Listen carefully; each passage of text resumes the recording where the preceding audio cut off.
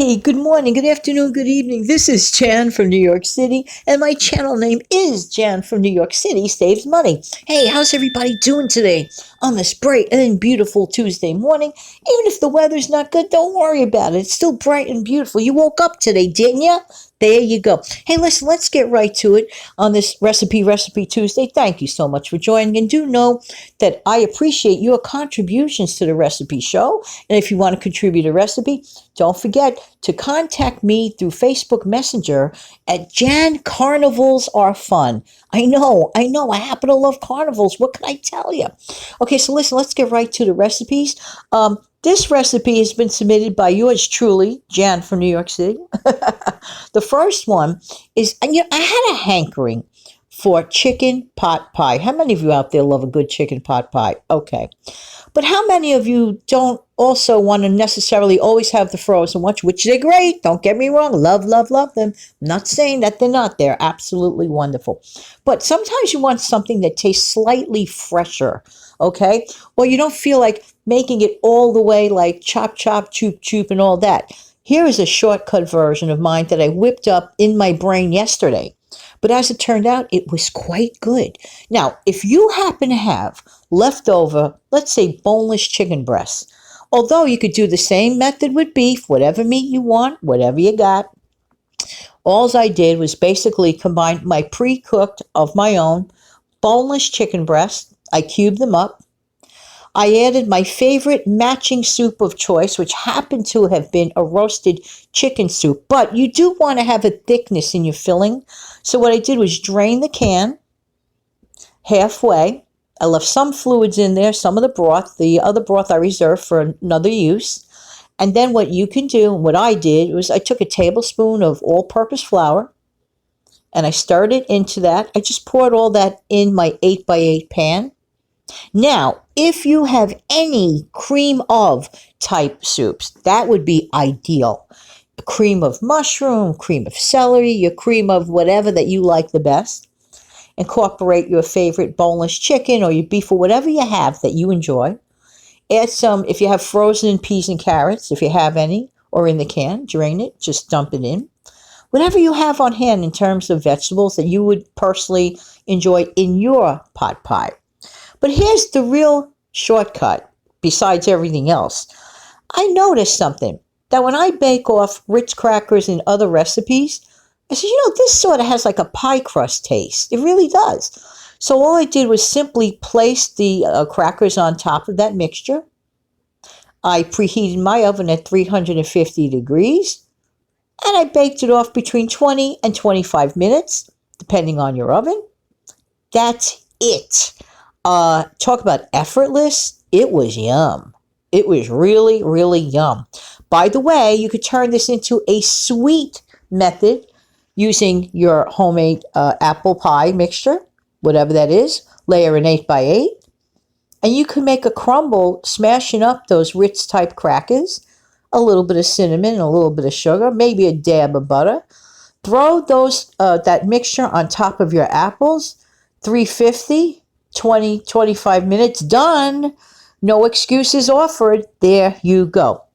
Okay, so we got that one. Next, first of all, thank you in advance, Sharon Jackson, for your porcupine meatball recipe. Porcupine meatballs came at a difficult time when the country was facing war and meat rationing challenges. So, people in their clever endeavors came up with a method of stretching the old meatballeroonies by using rice incorporated in there. I have the specific recipe. Thank you, Sharon. It's going to be listed in the description box below.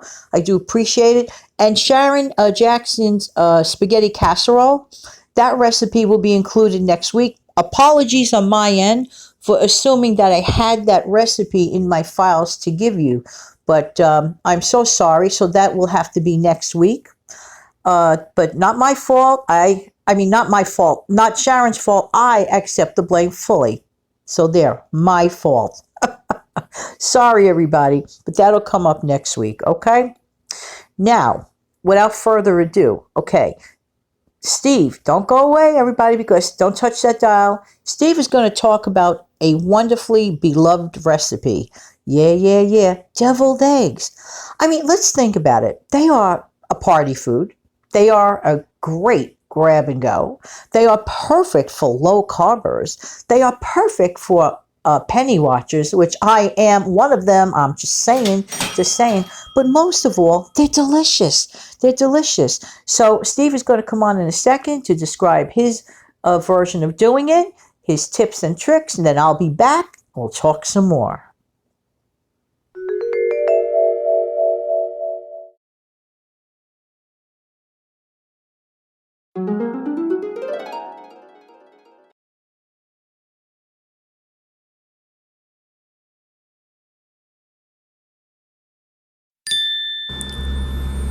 Good morning. I would like to talk to you about a recipe, my Southern style deviled eggs. What you're going to do is you're going to take a dozen eggs, but that can vary, and boil them. Make sure you add a little bit of salt to your water for easy peeling. After you have boiled your eggs and peeled them, you're going to cut them in half. Take the yolk, incorporate it into a bowl, mash it up, add roughly 1 tablespoon of mayonnaise or Miracle Whip, but that can vary. I recommend eyeballing it.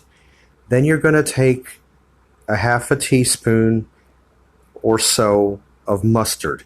Add that to your mixture. Afterwards, as an option, you can put a half teaspoon of sweet relish. Mix it all together. Take that, add it to your egg halves, and then garnish with paprika. I recommend you trying it.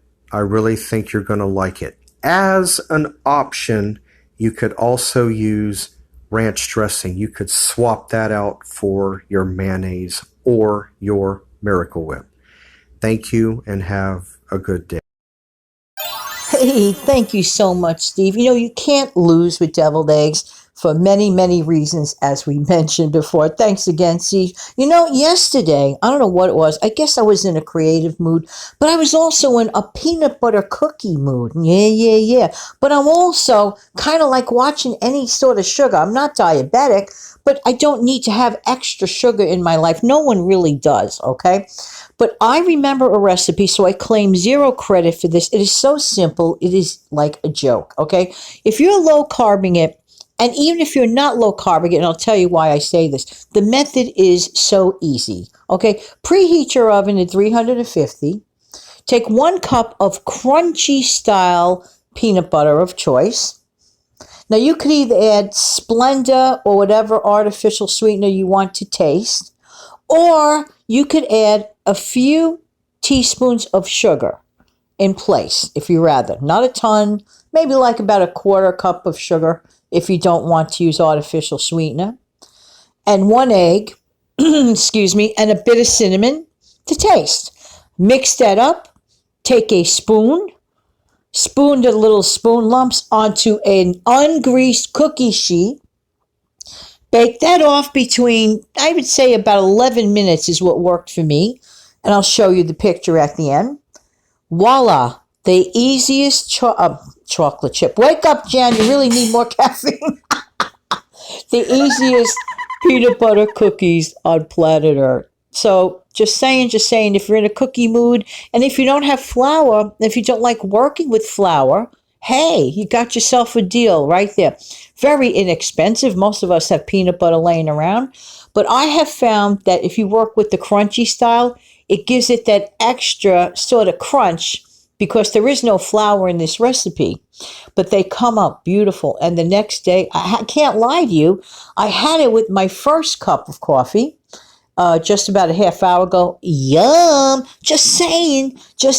Hey, listen, thanks everybody. Thank you to my contributing weekly contributors, Sharon Jackson and Steve Young. And anyone that wants to contribute, I have a couple more recipes from you guys for next week. And I promise you to give you that spaghetti casserole recipe next week. Sorry for the mix-up. And in the meantime, this has been Jan from New York City. Thank you so much for viewing. Please share this video. Please tell others about this channel.